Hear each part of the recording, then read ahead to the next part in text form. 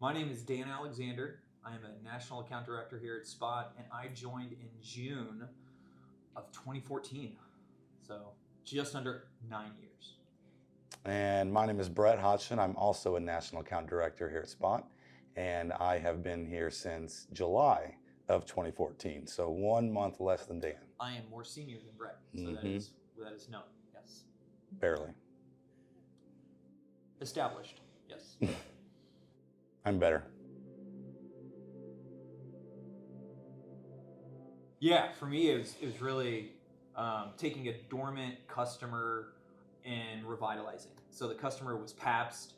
It was extremely labor intensive. Initially, there were one pick, 3, 4, 5 drop loads, and slowly but surely, I built trust through communication, through service, through the execution of picking up the loads, and they stumbled upon a brand called Not Your Father's Root Beer, which again, this is probably 7 or 8 years ago. So most of the new hires probably don't know what that was, but it was the number one selling alcohol for probably 6 to 8 months. And Brett and myself shipped 70% of it in the United States. And so building the relationship, building the trust, and building the simple things that Spot are based off of really kind of set us up for success and really like made those commission checks hit hard. So, yeah. And kind of touch on that. So when I first started, I didn't want any house accounts. I wanted to go prospect my own and get my own customers.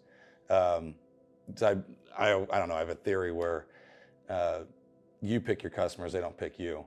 So I wanted to find people I wanted to work with, and we started just hitting the phones and started bringing on new customer after new customer, and it got to a point where, with the Not Your Father's Root Beer going, with all the business that we'd brought on, it got to a point where Dan and I needed to partner up together because a single person couldn't manage that amount of business. So we teamed up together. That's when obviously commission started as well.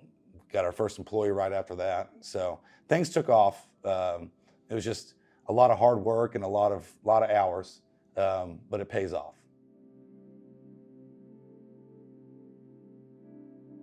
I think the best way to win customers and build and foster their relationships is to be yourself. Obviously, it's like everyone at Spot was hired here because they have some quality about them that is good, right? A lot of us are in a sales role or in a communication role, and I'm not selling someone else or some idea that like I think this is the way I should be. It's like I am myself the entire time. I don't want to let myself down. I don't want to let Spot down. I don't want to let the customer down. And so that goes along with service, with communication, with every aspect. So that's short and sweet, right? To add to that, I honestly think when you get that business, it takes a lot of work to bring on a customer, Yep. or even if it's a dormant account to get a load back from a customer. Regain that trust. Yeah.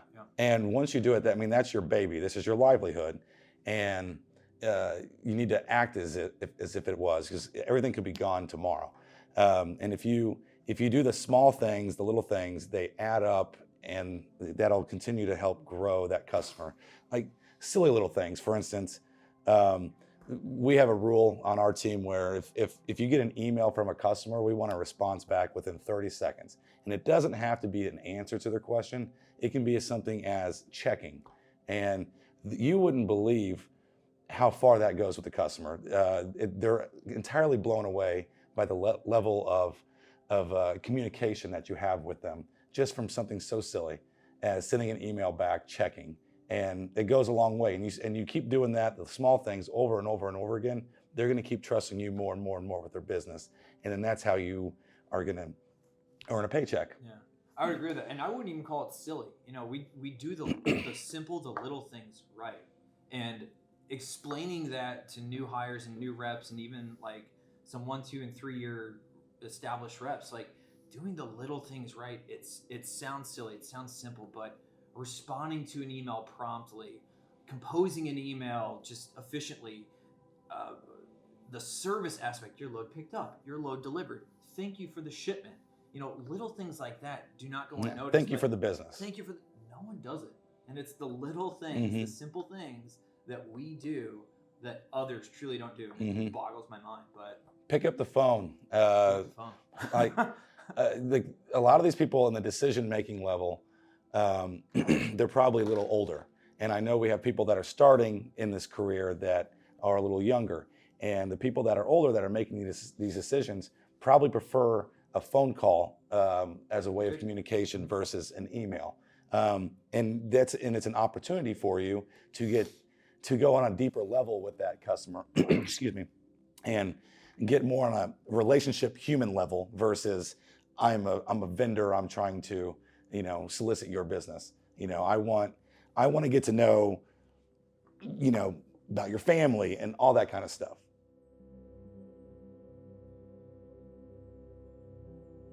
We like to make sure that we have a team of 4 people and we give them the tools necessary to help us be successful. We want everything funneling back up to us. So for instance, one of the easiest ways to prospect is to have a warm lead. And in doing that, you have this customer and they have to schedule pickup and delivery points from different locations, probably different companies. So we have our employees, as opposed to just shooting an email to schedule a pickup appointment, pick up the phone and schedule that appointment. And that way you can start talking to this person on a regular basis, ask them how their weekend, what their plans are for the weekend, silly little stuff. But it helps you to establish yourself as someone different than everyone else that's scheduling a pickup appointment. And then you can lead that into a question like, who would I need to talk to about seeing, we've got a truck sitting here trying to, pick up every Tuesday. We've also got trucks delivering in your area. Who's the best person to talk about to see if something might line up there? And then you've already established that relationship with that person. They're more willing to give you that contact information. And then you can keep building on that. And then that is when you're calling that next person, that's a warm lead versus a cold call. And you have permission now to talk to this person. And this person you're scheduling with might be your champion on, hey, you should talk to this spot freight guy. He's like, they're on it. They're always on time. Proactive. You're getting the relationship going. Yeah, I would agree. And to add to that, because that was all really good.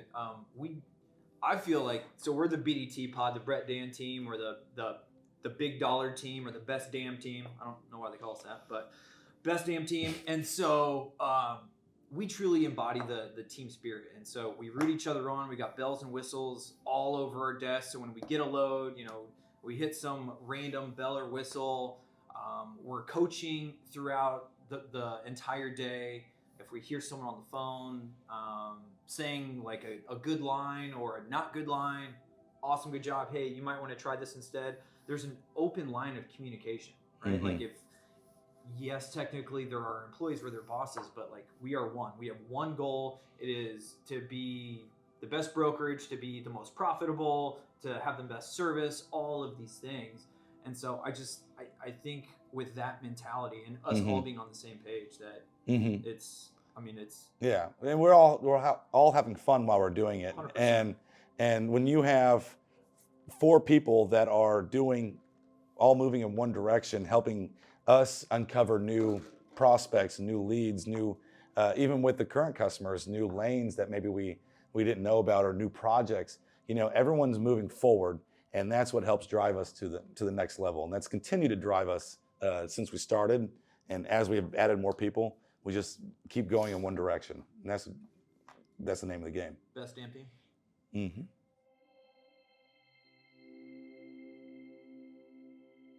It's, let's figure it out. Let's figure out how we're going to solve this problem. And then the experience of being able to do that. But we've trained everybody on the team to know how to manage that. And we're moving 400, 500 loads a week. So it happens. Yeah. I'd say 10% of the loads have issues on a daily basis. And it's just, you learn how to handle it. Yeah, it's honestly it's a new level of busy. So to go off moving 400 to 500 loads a week, I mean, if we're doing 100 loads a day, that's 100 loads to put in the system or to touch. That's 100 loads where you have to find someone at Spot has to find a trucking company. That's 100 different emails for customers to send over, and so there's a lot of different communication that goes on with just a single day's worth of shipments. And when drivers aren't on time, or when things break down, or when truck drivers crash, or when loads get canceled, it can create chaos. And it's honestly like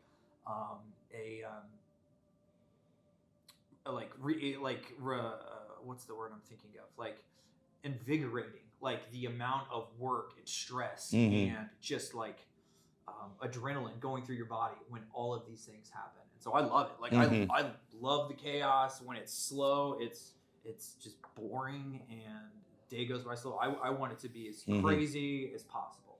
So, and everyone on the team has their job, their roles, and everyone stays in their lane. And that is the fun of it. You know, you're always busy. And especially when you start getting your first few loads, and that'll increase to, you're moving 2-3 loads a week, and then you've got 10 loads a week, and you're constantly growing it. And then with that new level of busy that you didn't think you could manage before, now you're able to manage it. And then now you just realize I can do twice that much, and then I can do twice that much after that. And what I found fun when we first started out was I'd look down at the clock and, oh my gosh, it's already 11 o'clock. Where's the morning gone? And then you glance down again and, oh my gosh, it's 1 o'clock. I probably should eat something. And then it's just, you get to a level of busy and it's fun. And the days fly by, the weeks fly by, and you're just moving in that right direction and growing.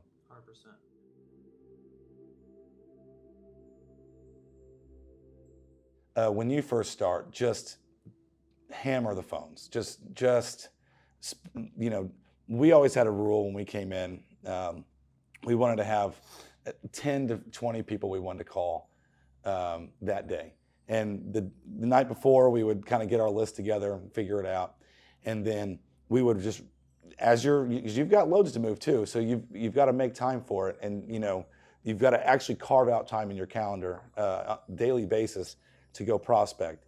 And just call as many people as you can, because you never know who you're going to catch sitting by their phone and who's going to answer and say, yes, I will give you business. And if you don't make those calls, you won't uncover those opportunities. And just sheer volume of touches out there is what's going to uncover those opportunities, because someone else is calling. So the first 6 months to a year, it's going to be a lot of work, but I can guarantee if you work harder than the guy next to you, then it's going to pay off. And that's the beauty of working at Spot, is it's limitless. It's all about how much effort you put in, and you will reap that reward. Yeah, I would. So this is kind of an all-encompassing phrase, and so I'll dive deep into it. But I would just say, don't overthink the sales process. And what I mean by that is, everyone does sales. You don't realize you're doing sales, and that's the best part. Like, everyone gets told no in their life. Everyone gets told yes in their life. Let's say you want to go out and do something, and your parents, your boyfriend, your girlfriend say no. Well, you want them to say yes. And so what are you going to do to make them say yes? Is there a process? Is there something you can do at home? Is there something you can do at work? Can you buy them flowers? Can you do this? Oh my God, yeah. And so it's like, you don't realize you're doing sales, but you are. Don't overthink the sales process, right? Like, you're going to be told no, you're going to be told yes, and you figure it out, right? Like, be yourself. Learn from others, be yourself. You're just having a conversation. You're just talking to You're people, talking to right? another human being. That's it. Yeah. If you approach it that way, you take off all the pressure, and you're just talking to someone else. That's it. And when you do have a good conversation, don't do any other order entry, anything like that. Call 2 or 3 more people right away. Once you get off a good phone call, 5, 10, 15, 20-minute phone call, whatever you're doing, you have like this sales high, this adrenaline. You feel good about yourself, right? And you can hear it in your voice. You can conquer the world. Oh my gosh. Yeah. And even if someone tells you no, there's something in your mind and your brain that is just like, I don't even know the words, but like, make 2 or 3 more phone calls after a good phone call. It will do wonders, I'm telling you. Mm-hmm.